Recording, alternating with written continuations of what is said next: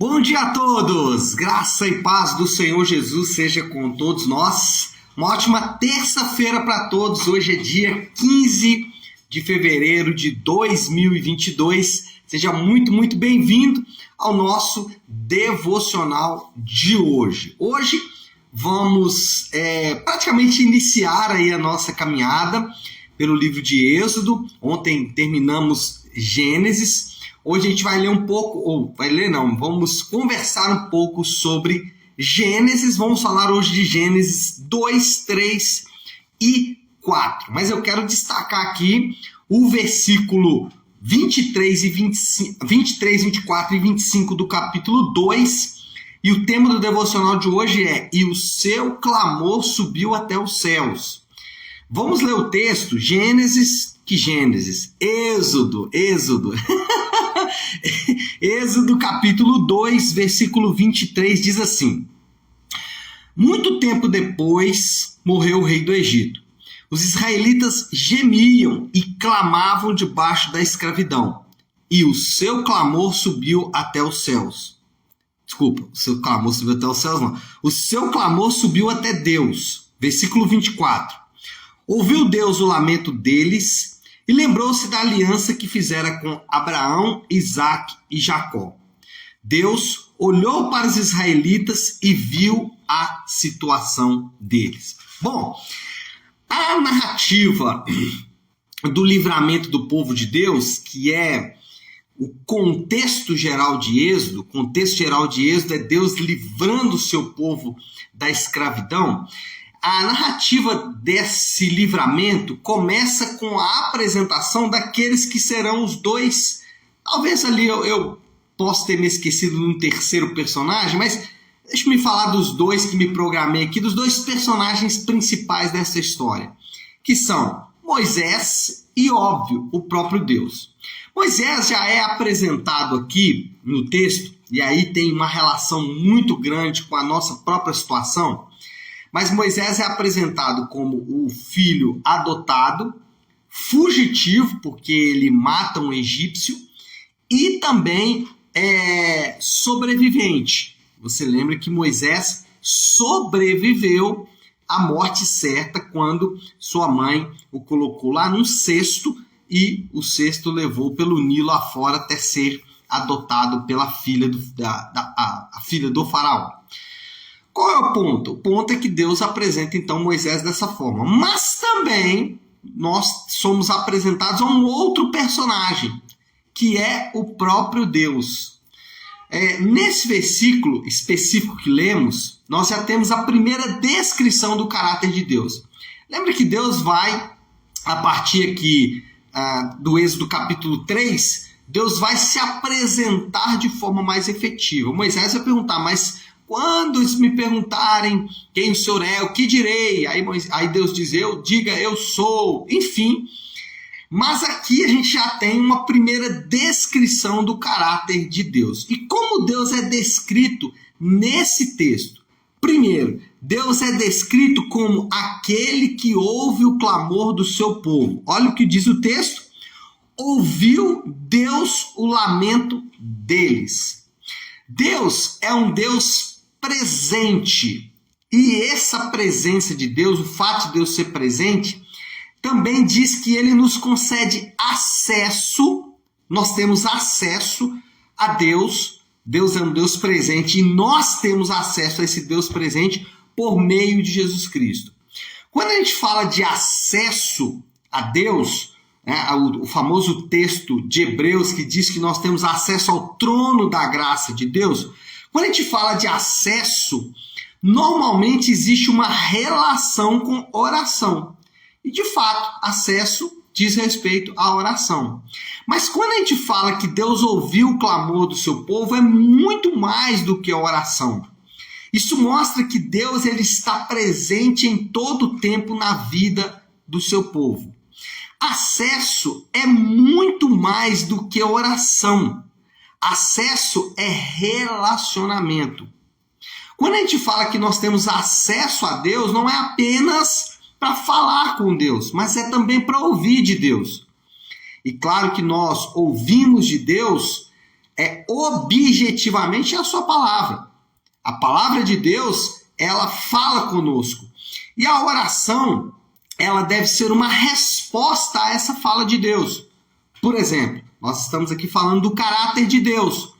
O ideal é que quando você for orar da próxima vez, você se lembre do que eu estou falando aqui, ou daquilo que você lê aí na sua Bíblia. E você se lembre do caráter de Deus. Você fala, peraí, eu lembro que lá em Êxodo está escrito que Deus ouve a oração do seu povo. Ele está presente aqui, Ele está me ouvindo, Ele está ouvindo a minha oração. Mas muito mais do que ouvir a oração, quando a gente fala de Deus presente, nós estamos falando de ter um relacionamento com Deus. Acessar a Deus para se relacionar com Deus.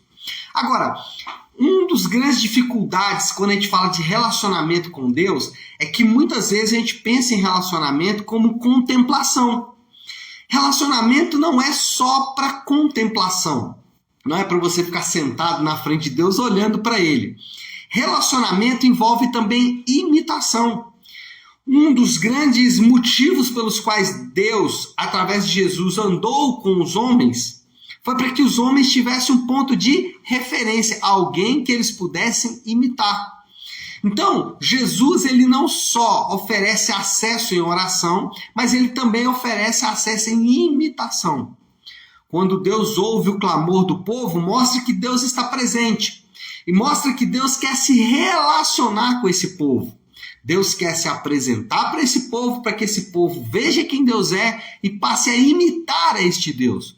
Passe a se parecer cada vez mais com esse Deus. Então, a primeira coisa que nós temos aqui do caráter de Deus é que Ele é um Deus que ouve a oração do povo, que se relaciona com esse povo e que dá acesso a esse povo. Mas não para aí, o texto diz também que Ele é aquele que guarda a aliança. Olha a continuidade aqui do texto, versículo 24. Ouviu Deus o lamento deles, acesso, relacionamento, e lembrou-se da aliança que fizera com Abraão, Isaque e Jacó. Então, olha só que legal. Deus lembrou da aliança. Já ouviu aquela expressão, Deus é fiel? Bom, você já deve ter ouvido. Se não ouviu, essa é uma verdade. Deus é fiel. Agora, onde que a fidelidade de Deus se manifesta? Onde eu posso olhar e falar assim, bom, Deus é fiel? Quando Ele diz que guarda as alianças.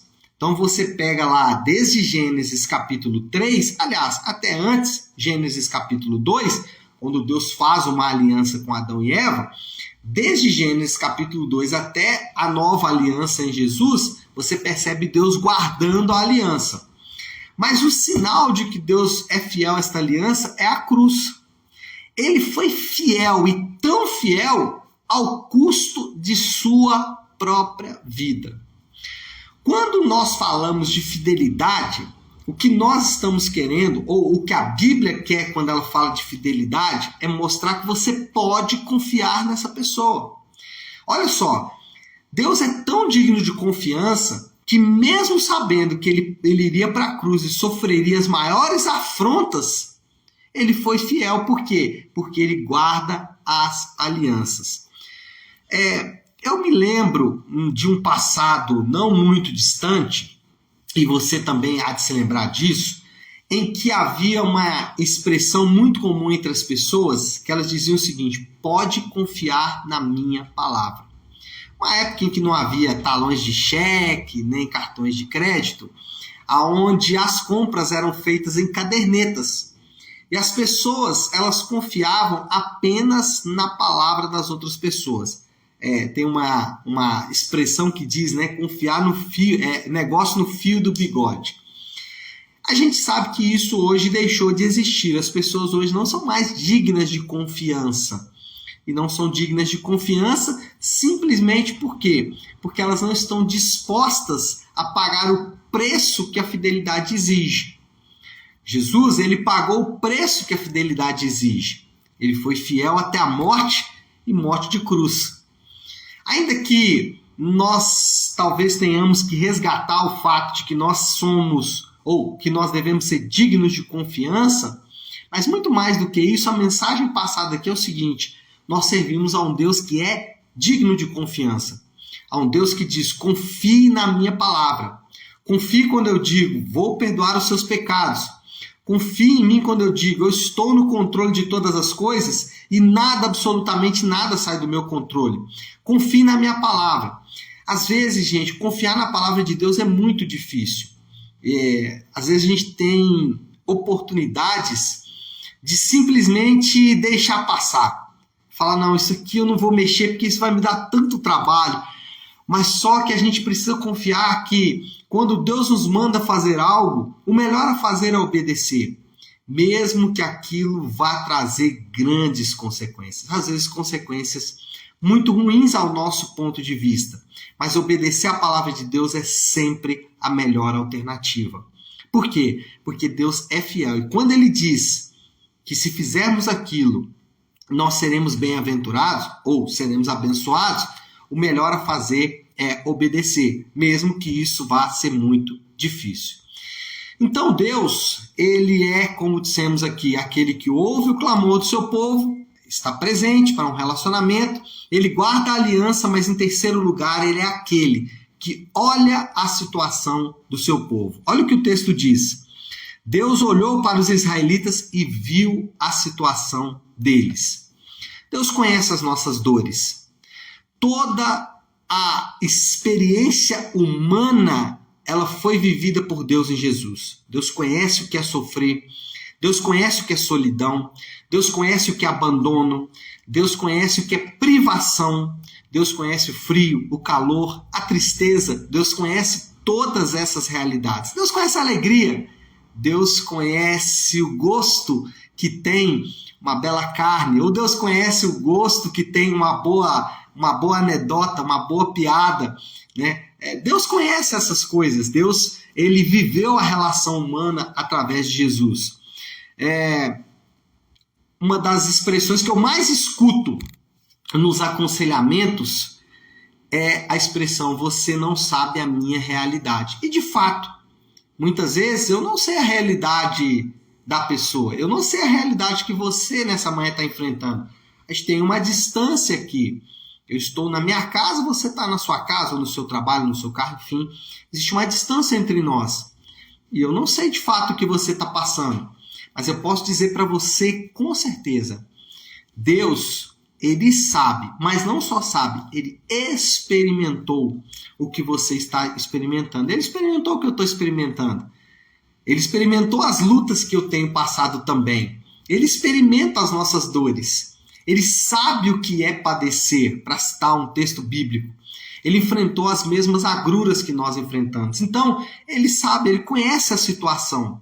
Nós nunca podemos esquecer disso. O nosso Deus é um Deus que viveu todas as experiências humanas em Jesus. Ele sabe exatamente o que nós estamos passando. E não só sabe, Ele também experimentou os momentos bons e os momentos difíceis. Qual é a moral da história? Que nós podemos concluir de tudo isso que a gente falou aqui nessa manhã? A moral da história é a seguinte: Deus, Ele revela o seu caráter por meio da vida do seu povo. Por meio das relações entre nós, por meio da nossa vida, por meio da comunidade do povo de Deus, Deus revela o seu caráter. Foi assim aqui no Êxodo. Deus, através do povo de Israel, demonstrou o seu caráter. Soberania, amor, fidelidade e outras coisas que a gente vai ver aqui durante o livro de Êxodo. E Deus faz isso ainda hoje. Ele revela parte do seu caráter através da minha vida e através da sua vida. O ponto é: qual é a face do caráter de Deus que a sua vida revela? Será que a sua vida revela muito mais do seu próprio caráter? Ou será que a sua vida revela um pouco do caráter de Deus? Vamos fazer essa análise, porque nós somos chamados para ser o povo de Deus, para ser o povo que revela o caráter de Deus. E aí, qual é o desafio? Qual é a aplicação final de tudo isso que a gente estudou aqui nessa manhã? O desafio final é que, se nós somos o povo que revela o caráter de Deus, nós precisamos conhecer mais o caráter de Deus. E aí, não existe outro caminho a não ser mergulhar nas Escrituras e tentar conhecer quem é esse Deus que chama um sobrevivente, adotado, um fugitivo da lei, aquele que está jogado no deserto como Moisés, aquele que chama pessoas como eu, como você. Quem é esse Deus? E como podemos revelar mais do caráter desse Deus? Às vezes, você vai revelar parte do caráter de Deus, que é amor, por exemplo. Ou você vai ter que revelar parte do caráter de Deus, que é justiça. Mas sempre, em todo tempo, revelamos parte do caráter de Deus. Tá certo, meu povo? Vamos orar? Vamos colocar tudo isso aí que falamos diante do Senhor. Então, se você puder aí, para um instante, aquilo que você está fazendo, vamos juntos buscar a Deus em oração. Pai, nós nos apresentamos agora diante do Senhor, sabendo, meu Deus, que de acordo com essa palavra, o Senhor está sempre presente, nos dando acesso ao teu trono. Isso não é só oração, mas é também relacionamento. Temos uma referência, alguém para imitar, e esse alguém é o Senhor, e nós fazemos isso, Pai, conhecendo a tua palavra, mergulhando na tua palavra e confiando em tudo aquilo que o Senhor disse, porque o Senhor é fiel, o Senhor guarda a aliança. E o fato de o Senhor guardar a aliança nos dá muita segurança de saber que aquilo que o Senhor falou em tua palavra é verdade. Por isso nós podemos guardar essa confiança, Pai. Nossa situação, muitas vezes, nós achamos que o Senhor não conhece, mas o Senhor conhece cada um dos detalhes da nossa vida. O choro, as dores, as lutas, as dificuldades, todas elas nós enfrentamos com a certeza de que o Senhor olha a nossa situação. E oramos nessa manhã para que possamos conhecer mais do Senhor. E muito mais do que só conhecer, revelar, através da nossa vida, parte do caráter do Senhor. Nós oramos assim e o fazemos em nome do teu santo Filho Jesus. Amém, amém e amém. Amém, meu povo? Bom, então é isso. Nós vamos ficando por aqui. Uma ótima, uma excelente terça-feira para todos. Deus abençoe. Fiquem com Deus.